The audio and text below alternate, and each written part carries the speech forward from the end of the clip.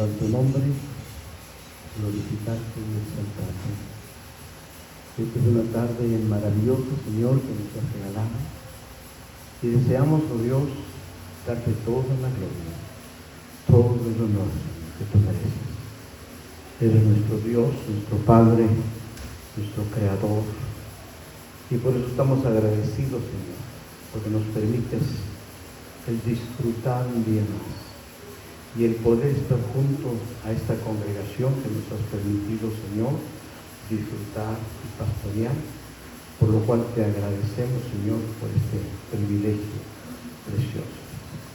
En el nombre de Jesús, Señor, bendice la vida de tus hijos y que podamos juntos adorarte, Señor, y exaltarte. Gloria al Señor. Este es un día muy especial, el cual nosotros deseamos ponernos delante del Señor para poder dar una conferencia acerca de la Trinidad de Dios. Esto es preparado para la edificación de la iglesia, para que podamos juntos conocer qué es la Trinidad, cómo es la Trinidad, cuáles son los atributos, cuáles son las funciones de la Trinidad.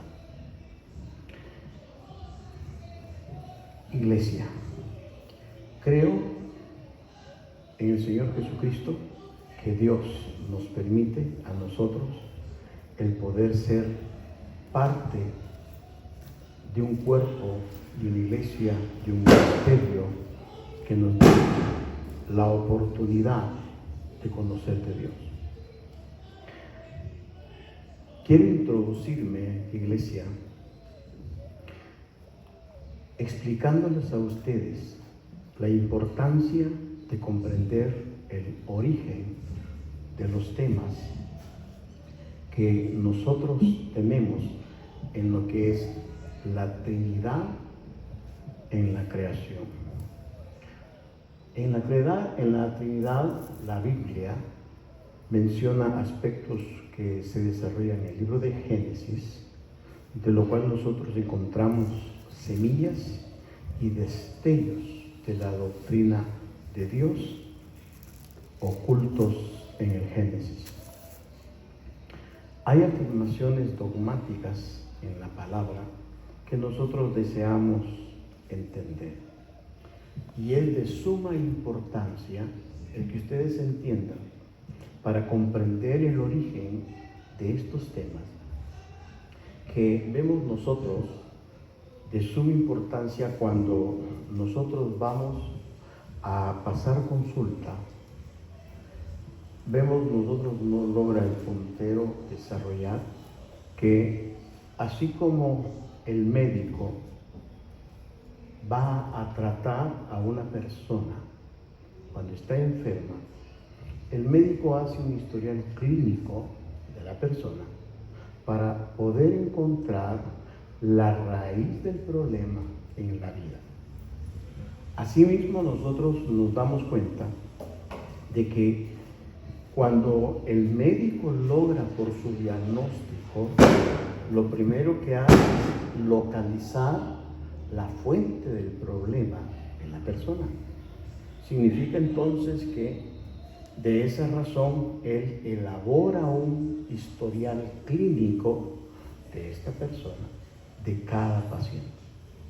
Si ustedes logran darse cuenta, el médico logra encontrar síntomas de comportamientos, de crisis en su cuerpo. Asimismo, nosotros los pastores, los que tratamos el alma con las personas, nosotros cuando intentamos guiar o aconsejar a alguien en su vida espiritual, nosotros necesitamos encontrar la raíz de los problemas. Entonces, ese procedimiento nos hace localizar la fuente del problema, elaborando ese diagnóstico. Hoy quiero de alguna manera invitarlos a que vean ustedes que para poder aconsejar, para poder guiar espiritualmente a la persona, necesitamos comprender el origen de la vida espiritual, así la naturaleza de Dios que necesita esa persona. Es bien interesante el poder hacer esto. Por eso quiero, en esa línea de pensamientos, quiero dirigirlos e invitarlos a que incursionemos en los misterios o en el misterio más profundo, por qué no decirlo, más fundamental de nuestra fe, que es la Trinidad de Dios.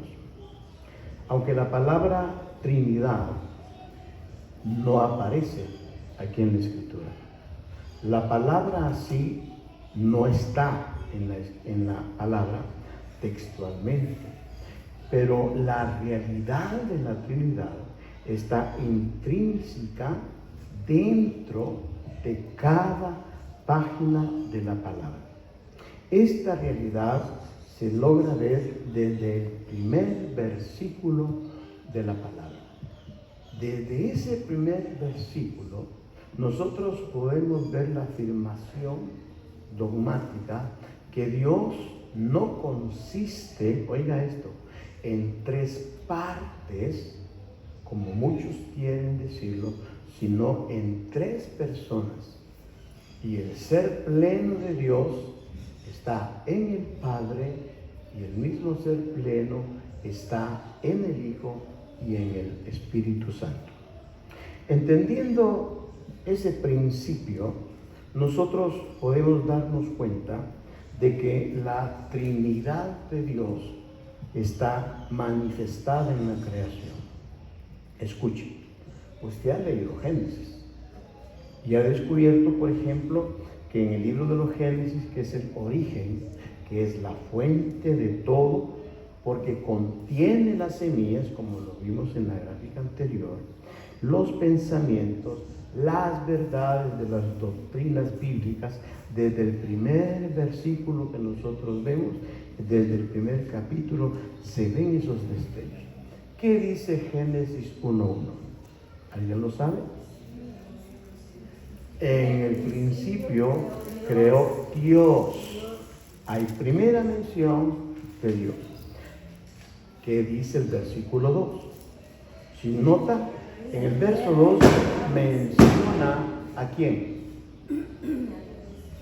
¿Qué dice el verso 2? El verso 2, ¿qué dice? Ajá. Y pero ¿qué menciona de Dios? Menciona que el Espíritu de Dios se movía sobre las aguas. ¿Quién se movía sobre las aguas? El Espíritu de Dios. Quiere decir, verso 1 menciona a Dios, verso 2 menciona al Espíritu de Dios. Pero ¿qué dice el verso 3? Dijo Dios, sea la luz y fue la luz. Esa palabra que ustedes ven en el verso 3 menciona la palabra dijo. Escuchen, dijo, que en las antiguas traducciones de las Escrituras se conecta directamente con la palabra o el logos. Entonces cuando dice y dijo, está refiriéndose que el logos habló. Podemos nosotros afirmar entonces, en base a las Escrituras, aleluya, podemos afirmar en base a las Escrituras que Jesucristo, aleluya, quien es la palabra viva mencionada en el versículo 1, Espíritu Santo en el versículo 2 y el versículo 3, Dios. Entonces nosotros podemos entender esto, que ya entonces Dios está presente en el verso 3. Si nosotros avanzamos en esto, hay otros pasajes como Génesis capítulo 1 y versículo 26, menciona que desde donde Dios dice, hagamos al hombre, ¿cómo dice el 1.26? Hagamos al hombre. Está hablando en plural. Dice, hagamos. No está hablando en singular. porque dice un teólogo muy reconocido llamado Tom Schneider, él dice y señala estos pasajes que en una lectura completa de la Biblia apoya la visión trinitaria en la cual sugiere las tres palabras del texto y se confirma a lo largo de todo el canon bíblico, se confirma que existen muchísimos otros pasajes en donde se habla de la Trinidad. ¿Alguien quisiera leer, por favor, Isaías capítulo 42 y verso 1? Isaías 42, verso 1. Lea.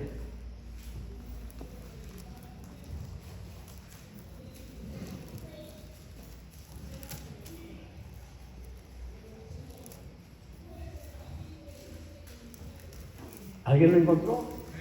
Léalo, por favor. ¿Qué dice? 41. Sí. He aquí mi siervo, yo le sostendré, mi escogido, en quien mi alma tiene contentamiento. He puesto sobre él mi espíritu. Él tratará la justicia en las naciones. ¿Logra usted ver que están los tres allí? He aquí mi siervo, yo le sostendré, el Padre. Mi escogido, Jesús, en quien mi alma tiene contentamiento, he puesto sobre él mi espíritu. Los tres. Y así hay otros textos como Isaías 61:1, San Mateo capítulo 3, verso 16 al 17, Primera de Corintios capítulo 12, versos 4 al 6, el Salmo 110:1. Muy bien. Quiero entrar, por favor, ahora a esta exposición, a la explicación de Elohim y Echad que se encuentran en los términos bíblicos. Quiero referirme Génesis 1:1. Dice ahí el sujeto Elohim. Para entender entonces lo que es la Trinidad en estos pasajes, nosotros nos damos cuenta cuando el Señor habla, dice, el principio del hombre. La Biblia utiliza para Dios en Génesis 1:1, utiliza la palabra Elohim. Y es lo que usted ve allí, que la traducción Elohim, esa terminación in, es el plural masculino que significa majestad, significa autoridad suprema. Pero luego vemos el verbo singular creó. Este verbo es la raíz griega vará. Esa raíz significa creó. Logramos nosotros ver dentro de estas dos definiciones que en el idioma hebreo la terminación in marca una pluralidad y es masculino, y podemos darnos cuenta que este nombre expresa grandeza, expresa majestad, expresa suprema autoridad. Lo fascinante que yo logro encontrar en el texto original es que el verbo creó de vará, oiga, está en singular. La gramática estricta pediría un verbo, la gramática pediría un verbo en plural para un sujeto plural que es Elohim. Sin embargo, el Espíritu Santo inspiró un sujeto que denota pluralidad junto a un verbo en singular. Muy bien. Más adelante, en Deuteronomio capítulo 6 y versículo 4, Dios se revela a su pueblo diciendo: escucha, oh Israel, el Señor nuestro Dios, ve usted, el Señor nuestro Dios, el Señor uno es. La palabra que se menciona allí es echar. No sé si así se lee, pero así logro leerla yo. La palabra es echar, que significa una unidad compuesta, aleluya, que significa una unidad compuesta como cuando se habla de un racimo de uvas o de un matrimonio que pasa a ser una sola carne. Nos muestra entonces a un Dios que es una unidad perfecta en pluralidad. Gloria al Señor. Hay un consejo, el consejo divino, cuando leemos en el Génesis 1:26, que dice, entonces dijo Dios, como consejo, entonces dijo Dios, hagamos al hombre a nuestra semejanza. Oiga, consejo divino, hagamos. Consejo divino, hagamos al hombre a nuestra imagen, conforme a nuestra semejanza. Quiero que razonemos esto. ¿Con quién hablaba Dios? Si dijo, hagamos, ¿con quién estaba hablando? No hablaba con los ángeles, porque el hombre no fue hecho a imagen de ángeles angelicales. Dios hablaba consigo mismo porque era el diálogo eterno de amor entre el Padre, entre el Hijo y el Espíritu Santo. Entonces, ¿cómo están estas tres personas? Oiga, ¿cómo están estas tres personas de la Trinidad manifestadas? ¿Y cómo tienen ellos acción? ¿Cómo están estas tres personas? La creación no fue obra de un Dios unipersonal, sino un concierto perfecto donde las tres personas de la Trinidad operaron en una armonía gloriosa. ¿Quién es la fuente? Lámina 6. ¿Quién es la fuente? Veamos nosotros esto. La creación la vemos manifestada, el Espíritu Santo,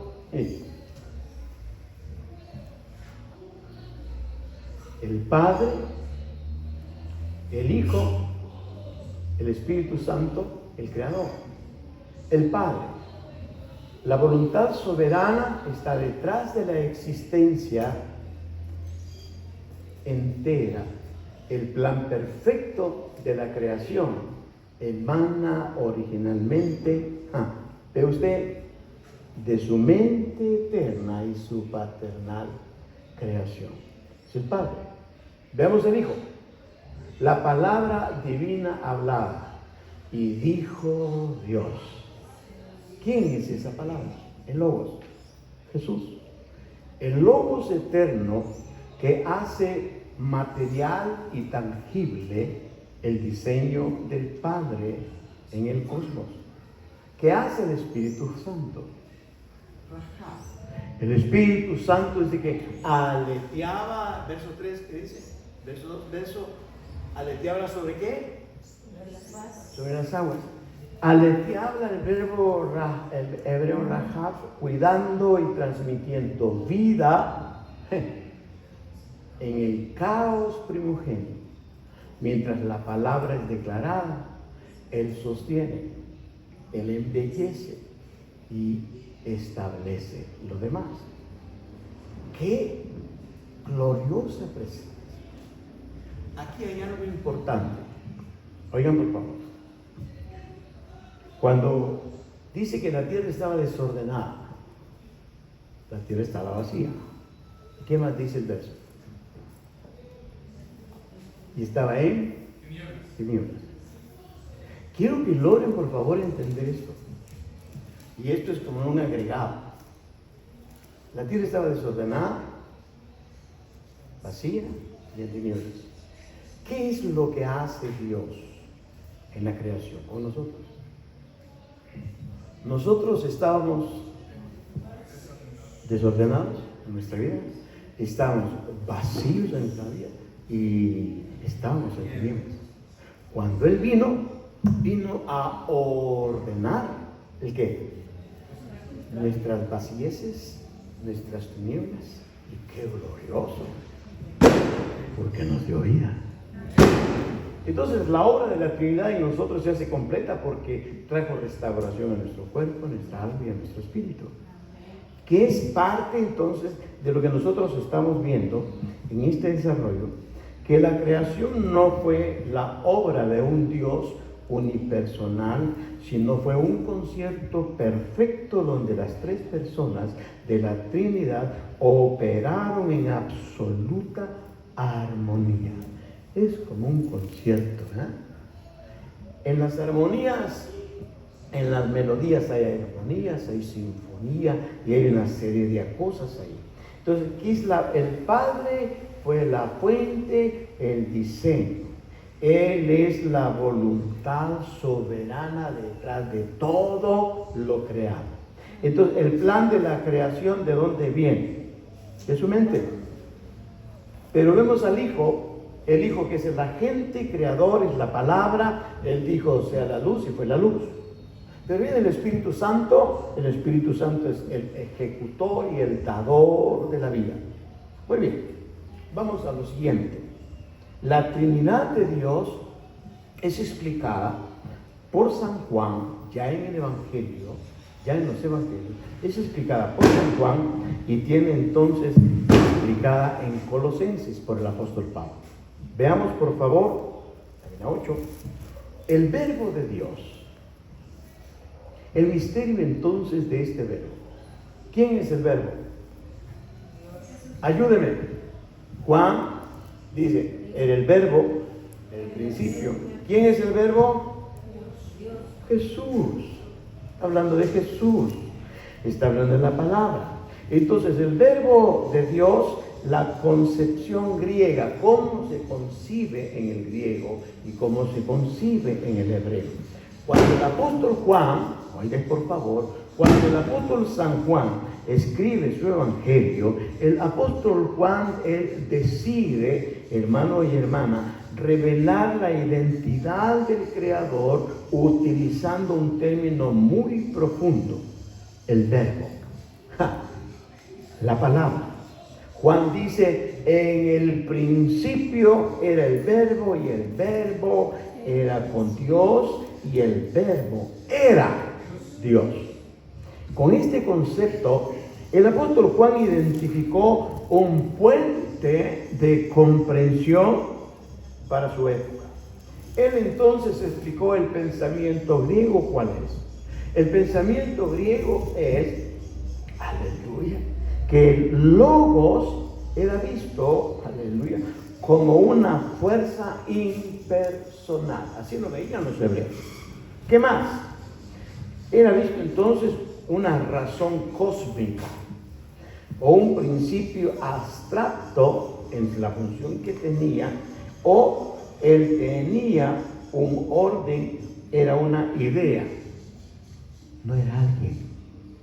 Pero ¿cuál es la concepción del pensamiento hebreo? La naturaleza del pensamiento hebreo dice que es la expresión activa del poder de Dios. ¿Quién es Jesús? Expresión activa ¿de quién? Del poder de Dios. Entonces Jesús es Dios mismo manifestado. Vemos nosotros que este pensamiento, que cuando Dios hablaba, las cosas sucedían. Entonces su función es que tenía una fuerza creadora. Jesús tenía una fuerza restauradora. Jesús tenía una fuerza viva que penetraba el alma y el espíritu.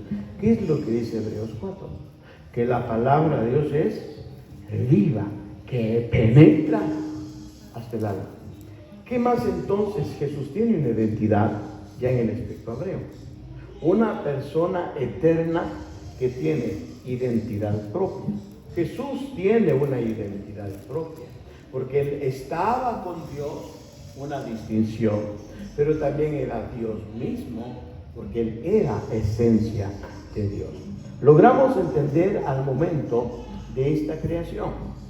Entonces quiere decir que la revelación del Evangelio de San Juan toma este término, San Juan lo redefine Él toma el verbo, que no es una fuerza impersonal, que no es una idea abstracta, y él dice que el verbo no es exclusivamente el poder de Dios actuando, sino que es Dios mismo, Dios mismo manifestando toda su fuerza creadora, toda su fuerza restauradora, y esto lo transforma, hermano amado, en algo que es vivo, porque él penetra por su poder, penetra lo que es el alma.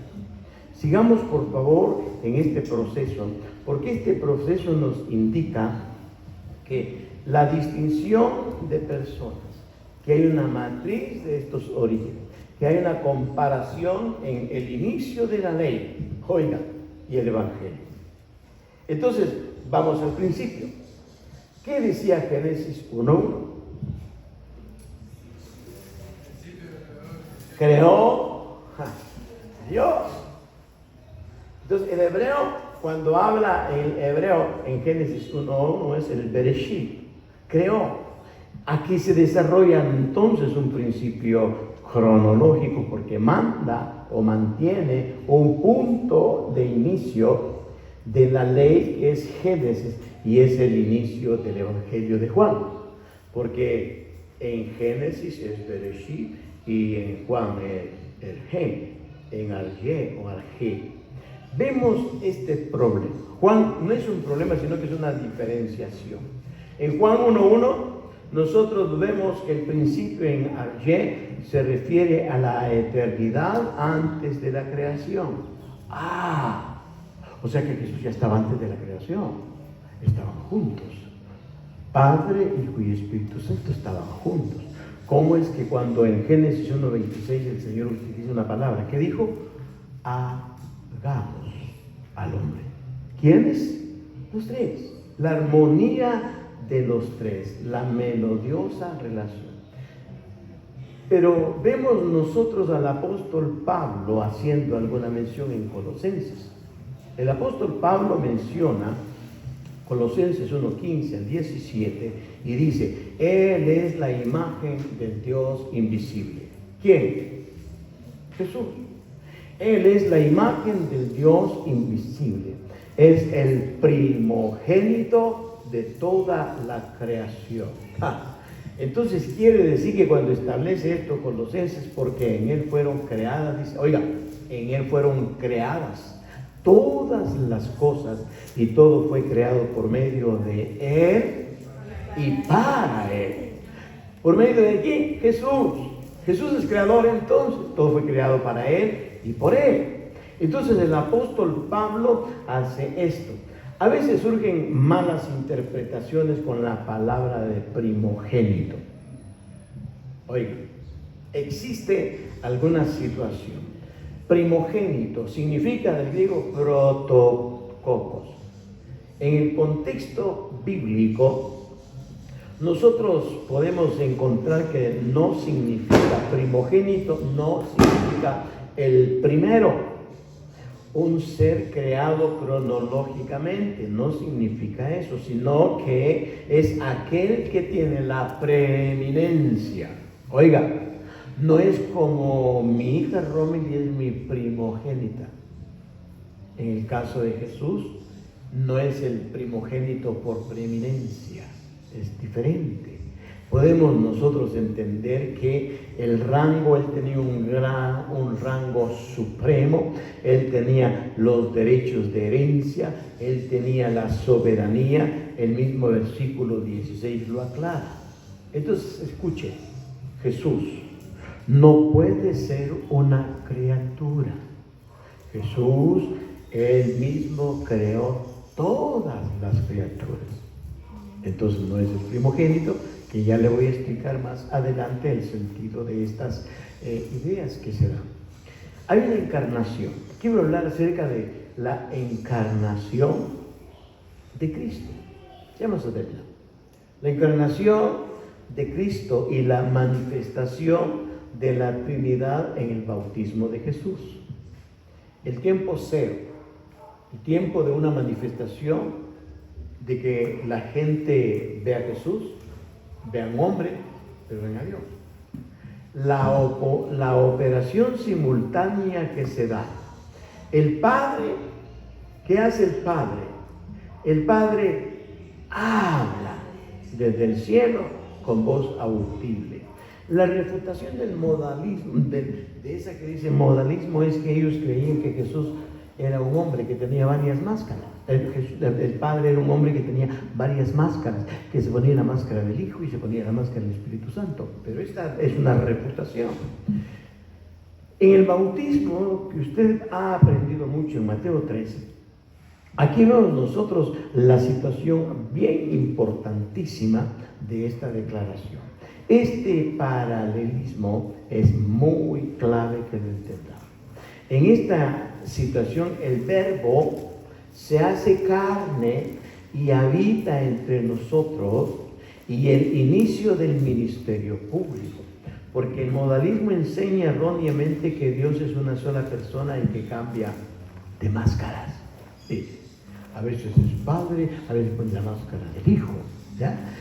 Se imagina, yo creo que estos modalistas han de ser mexicanos, de los mexicanos que son luchadores. Hay un luchador que se llama Mil Máscaras.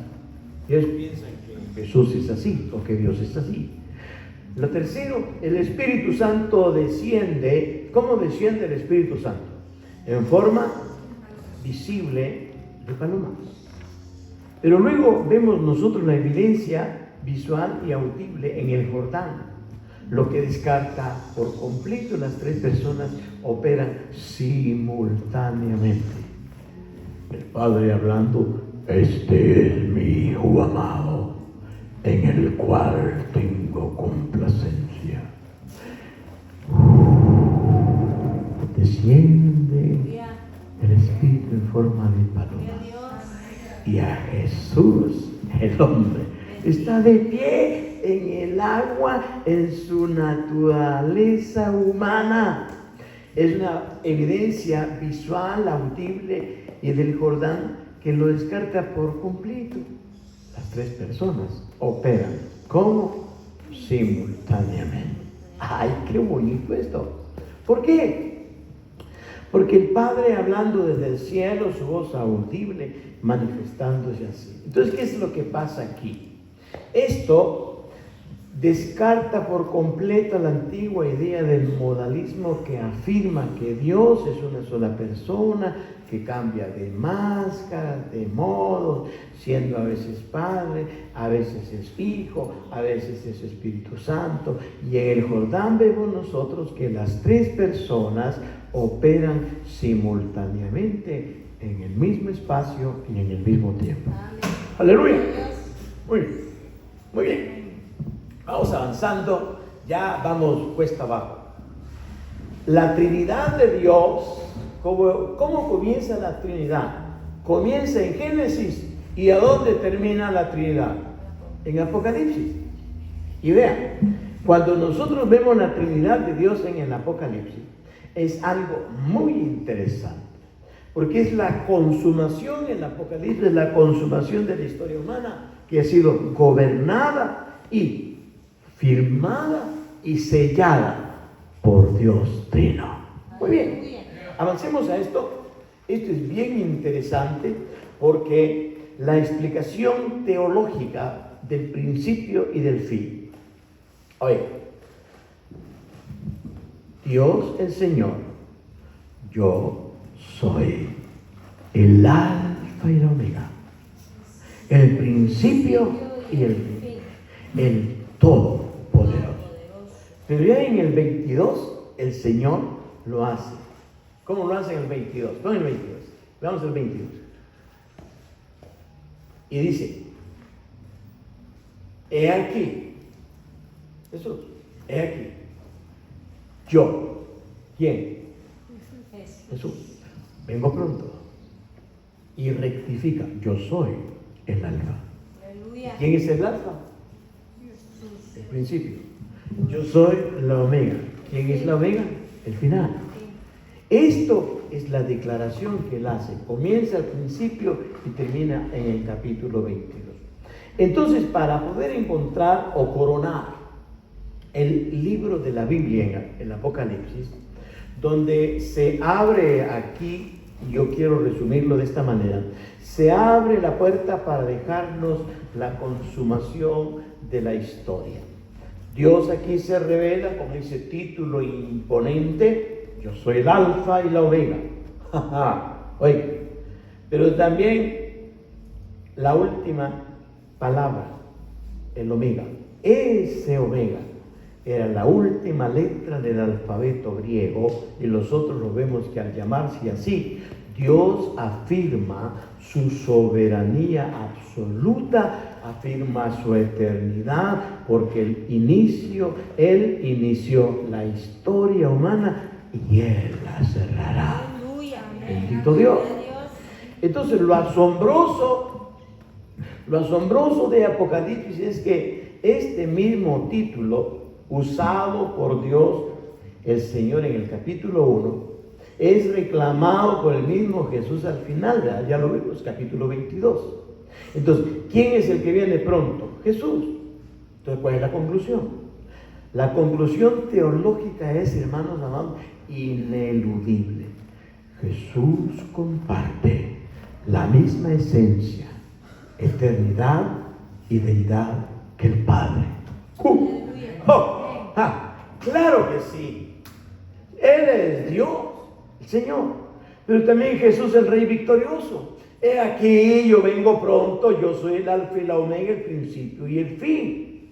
Es importante que entendamos el desarrollo de esto, porque en este proceso nosotros nos damos cuenta que hay varias interpretaciones. ¿Quién es el que viene pronto? Jesús. La nueva versión internacional en Apocalipsis 1:8 dice: yo soy el alfa y la omega, dice el Señor Dios. Oiga, Señor con ese mayúscula, Dios, el que es y que era y que ha de venir, el Todopoderoso. Pero la Biblia, palabra de Dios para todos, dice siempre en el mismo versículo 8, capítulo 1, el Señor Dios dice. Oiga, la Biblia esta la refiere de una vez: Señor Dios, el Jesús Dios, dice: yo soy el alfa y la omega, yo soy el que es, el que era y el que ha de venir. Y luego termina diciendo: soy el Todopoderoso. Jesús. ¿Cuál es el significado teológico del alfa y la omega? El significado es que son la primera y la última letra del alfabeto griego. Al llamarse así, Dios está afirmando, aleluya, su soberanía absoluta. O sea, que alfa y omega, eso no, él afirma, esto significa su soberanía absoluta y su eternidad. Él inició la historia humana y Él la cerrará con broche de oro. ¿Por qué? Porque nada como Dios escapa a su control. Entonces, Él explica, mejor dicho, explicaremos el verbo, cómo se manifiesta la Trinidad en Apocalipsis. Quiero ver esto. En la consumación de los tiempos, el verbo, Juan, vuelve a ver a Cristo glorioso en el capítulo 19 y el verso 22, 19 al 13. Y entonces dice que ya no viene con humildad montado, dice. Y las escrituras, es bien interesante, nos recuerdan que su nombre era el Verbo de Dios y Él sigue siendo la máxima y final revelación para la humanidad. Incluso cuando vi o le mencioné ese capítulo ahí, cuando le mencioné el capítulo 1, versos 4 y 5, vemos aquí que la Trinidad se hace presente para poder sostener a una iglesia que sufría persecución. ¿Por qué? Decía: paz del que es, del que era y el que ha de venir. Este es el Padre Eterno. Luego, ve paz de los 7 espíritus delante de su trono. ¿Qué es esto? Esto es una expresión simbólica que apunta, esto está en Isaías 11:2, que apunta a la plenitud de la perfección y omnipresencia del Espíritu Santo basado en el diseño de Isaías. Y luego termina la paz de Jesucristo, que es el testigo fiel. Muy bien. Quiero referir.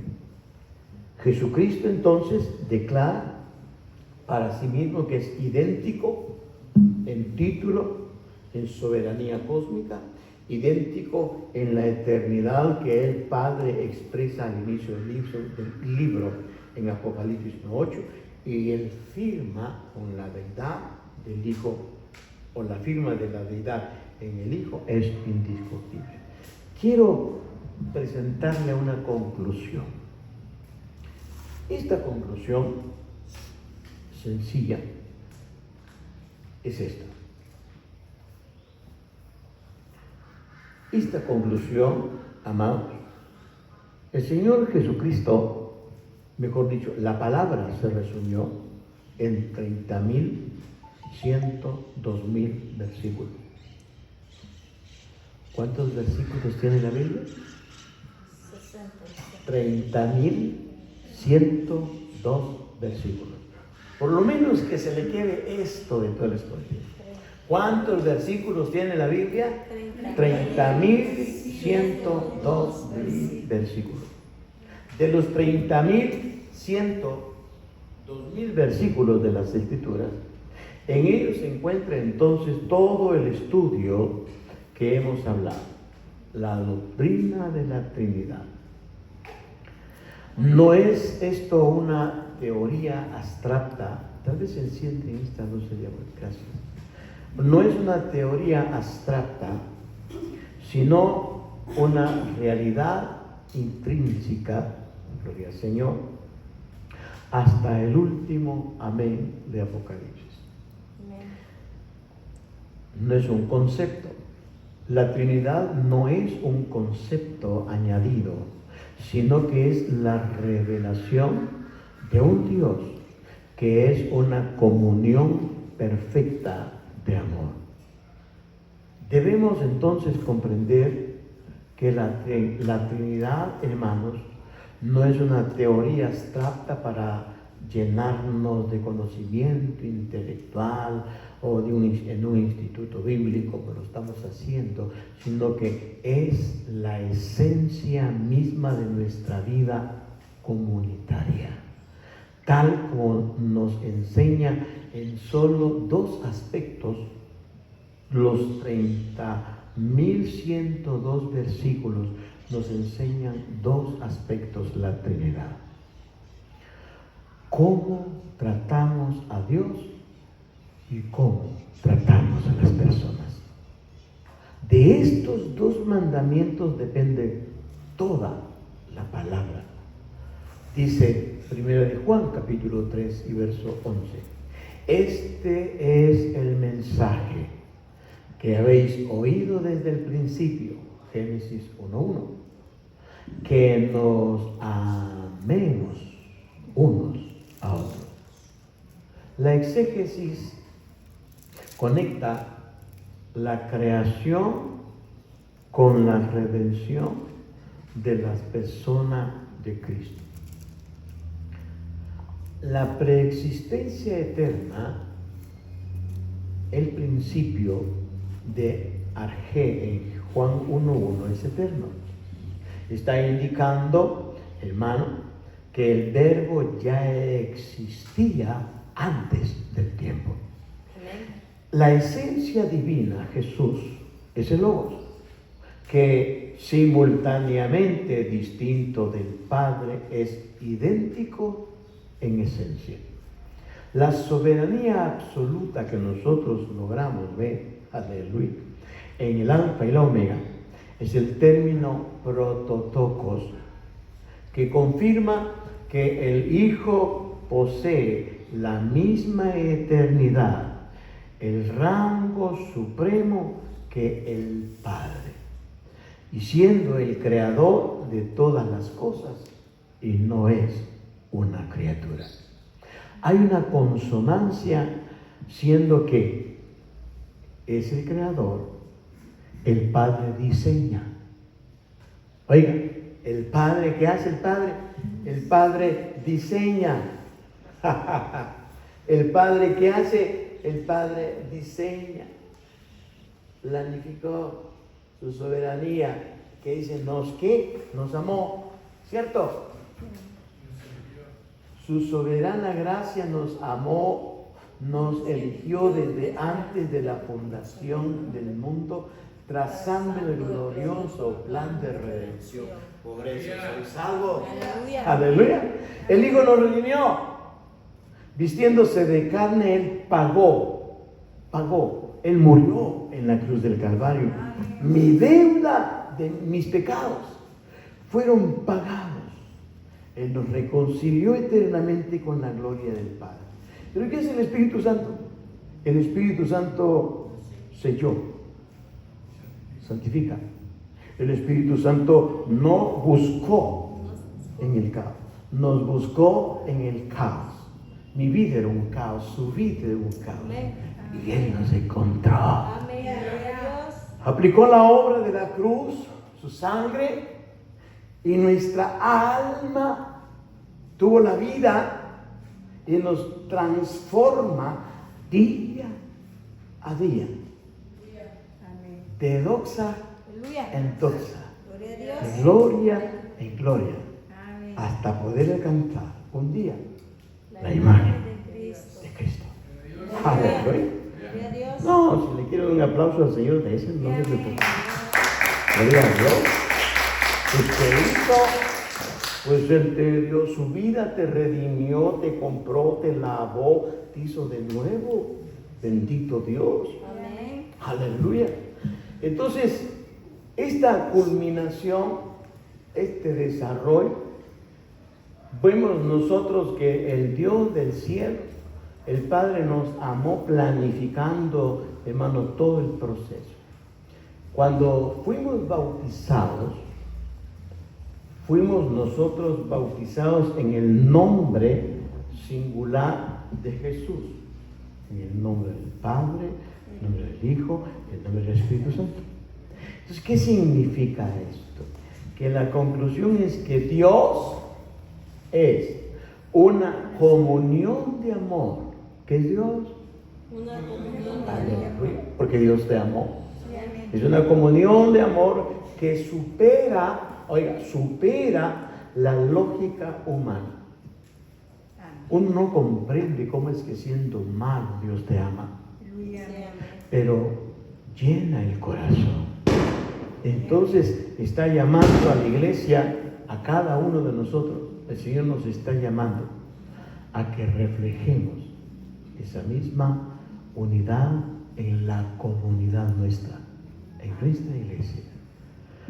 Tenemos que orar al Padre, tenemos que orar en el nombre del Hijo y tenemos que orar bajo la unción y la guía del Espíritu Santo.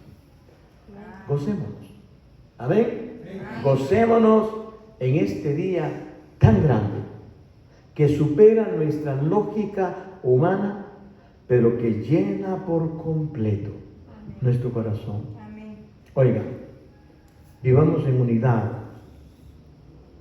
vivamos como comunidad de fe, vivamos como una iglesia de fe y por sobre todo reflejando la armonía perfecta de nuestro buen Dios. Quiero que entienda lo siguiente: no tiene por qué estar triste, no debería por qué estar molesto, no debería por qué estar enojado, no debería por qué estar afligido. Usted tiene que aprovechar la Trinidad gozosa.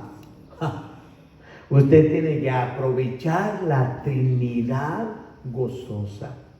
La Biblia muchas veces muestra al Padre como gozoso.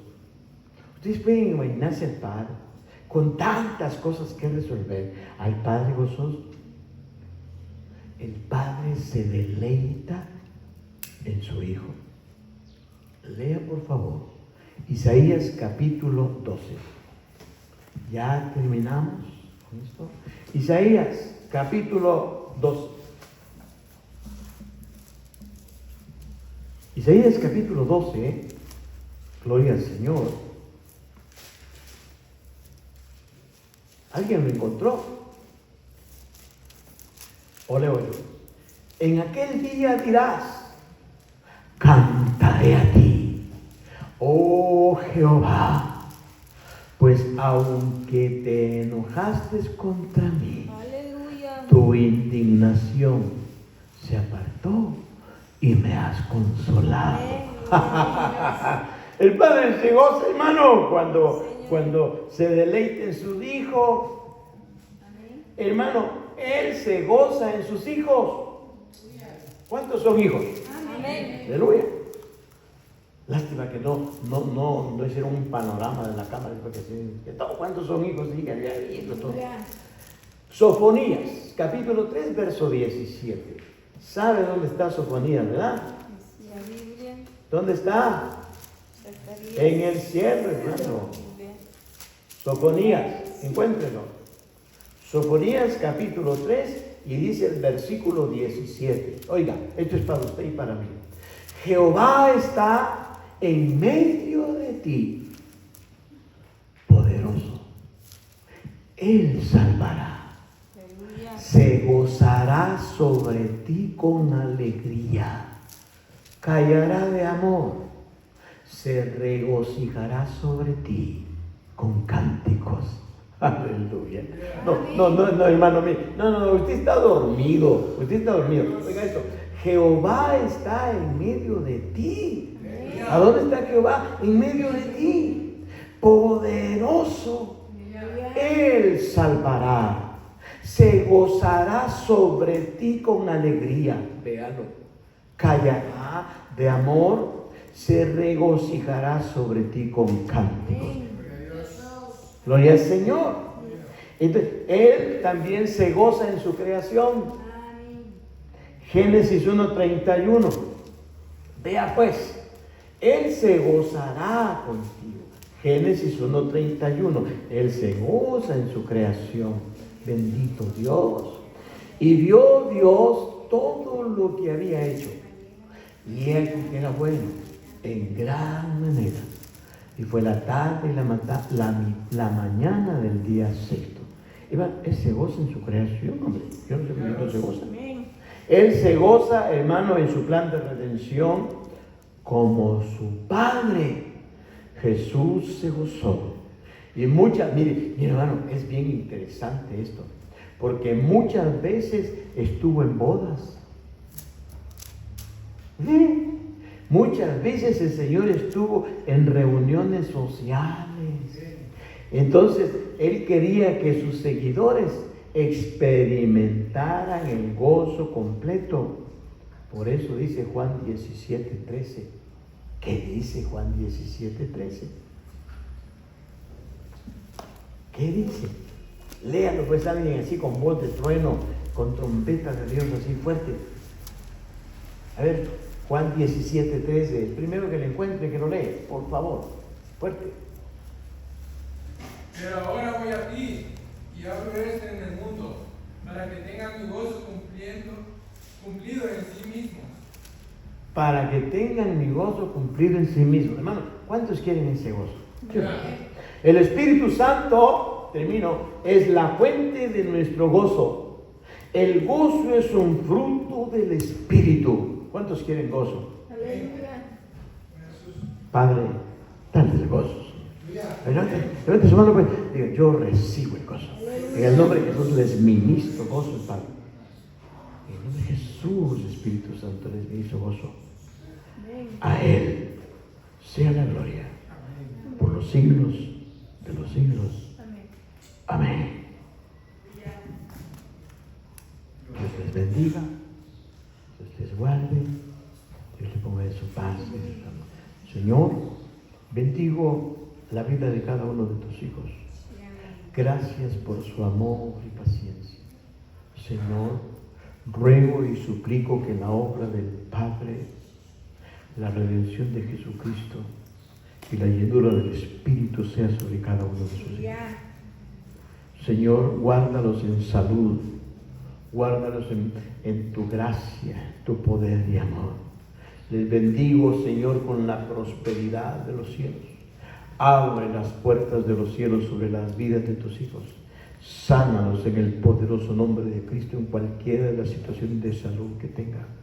Bendigo tu palabra, Señor, en esta hora y santifícalos en el nombre de Cristo Jesús. Amén, Señor. Y amén. Gracias, hermanos.